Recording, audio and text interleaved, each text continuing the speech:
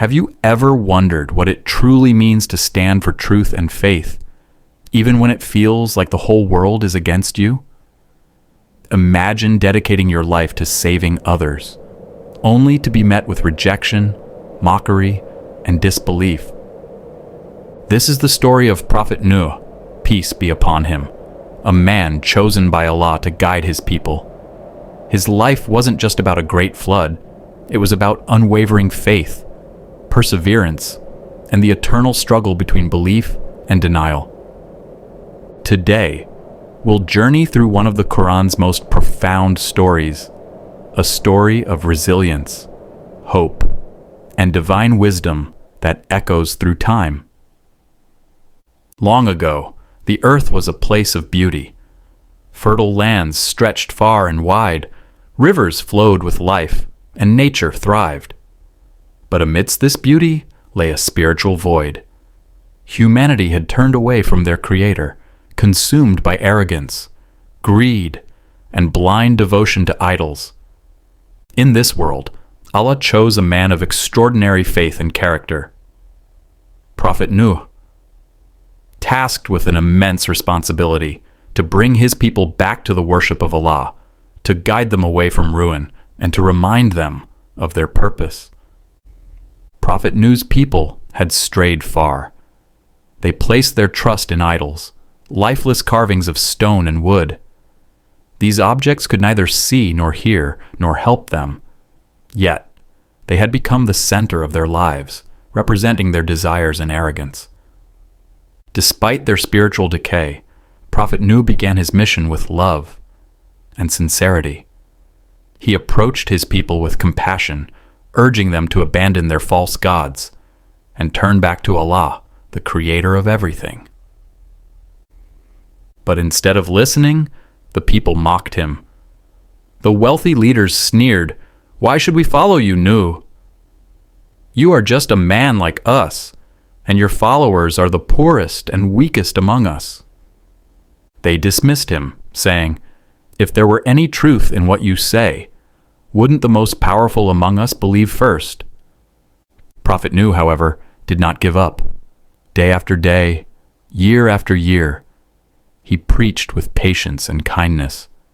He reminded them of the blessings they enjoyed, rain that nourished their crops, rivers that sustained life, and families they cherished, all gifts from Allah. He pleaded with them to seek forgiveness, promising that Allah's mercy would bring even greater blessings. For nearly 1,000 years, Prophet Nuh dedicated his life to guiding his people. He spoke with wisdom, reason, and compassion. He reached out to the young, planting seeds of faith in their hearts, and to the old, reminding them of their accountability to Allah. But the people grew even more stubborn. They covered their ears when he spoke, turned their backs, and openly mocked him. Some even threatened him. "Stop this preaching, or we will drive you out of our village." Despite their rejection, Nuh turned to Allah for strength. Under the stars, he poured out his heart in prayer. "My Lord," he said, "I have called my people, night and day, but they only grow more distant. Every time I call them, they cover themselves and refuse to listen." When it became clear that no one else would believe, Allah commanded Prophet Nuh to undertake a monumental task, to build an ark. This was no ordinary ship. It was a lifeline for the believers, and the foundation for a new chapter in humanity's story. The ark's construction became the center of mockery. Villagers laughed and jeered, saying, "Why are you building a ship on dry land? Has your madness reached new heights?" But Nuh responded calmly, "If you mock us now, we will mock you in return, when Allah's punishment arrives." With every plank and nail, Nuh's faith grew stronger. The ark stood as a towering symbol of trust in Allah's plan, even when logic seemed to defy it. Then, one day, the skies darkened and the earth trembled. A spring gushed forth from the ground, and the skies opened with relentless rain.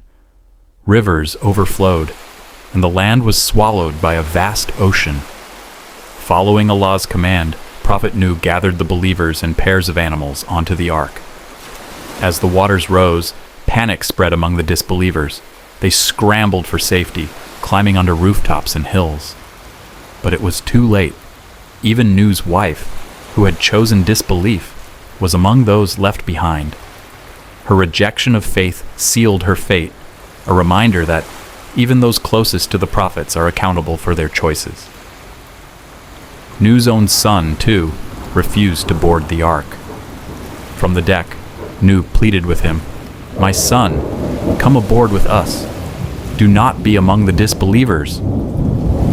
But his son arrogantly yelled, "I will take refuge on a mountain. It will protect me from the water." A massive wave swept him away. Nuh watched with sorrow. But he knew that Allah's decree was just. When the flood ended, the world was cleansed. The ark came to rest on Mount Judy, and the believers stepped onto dry land.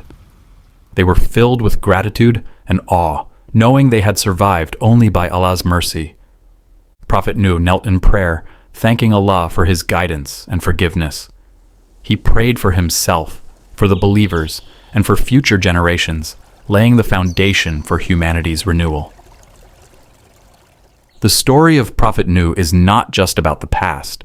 It's a lesson for every generation.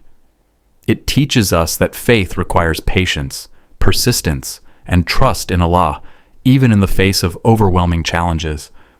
It reminds us that standing for truth often means standing alone. But Allah's mercy is always greater than any storm. So, when life feels overwhelming, think of Prophet Nuh. Trust in the plan, even when it seems unclear. Stay steadfast, even when mocked. And believe that no matter how great the struggle, Allah's mercy will guide you through. May we take this story as a reminder to live with gratitude, humility, and love for one another. Let us strive to build a life rooted in faith, seeking Allah's guidance in all that we do, and ensuring our actions bring us closer to His pleasure. Thank you for listening to this story from the Quran.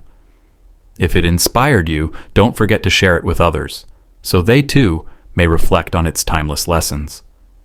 And always remember to choose kindness, patience, and faith in your daily life.